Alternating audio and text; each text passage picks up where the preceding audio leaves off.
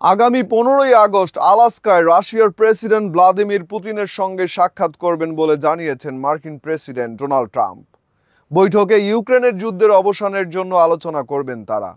শুক্রবার হোয়াইট হাউসে সাংবাদিকদের উদ্দেশ্যে নিজেই এই তথ্য জানান ট্রাম্প। এ সময় ইউক্রেনের কিছু অঞ্চল বিনিময় নিয়েও পুতিনের সঙ্গে আলোচনার ইঙ্গিত দেন তিনি।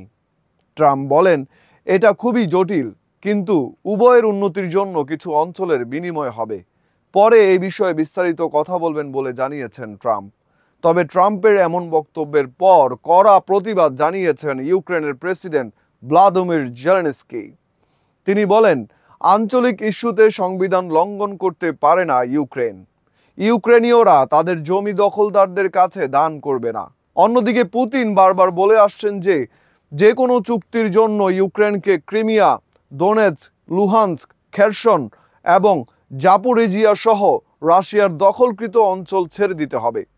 তিনি ইউক্রেনের জন্য পশ্চিমা সহায়তা বন্ধ করার এবং ন্যাটো সামরিক জোটে যোগদানের জন্য কিয়েভের প্রচেষ্টা বন্ধ করারও আহ্বান জানিয়েছেন।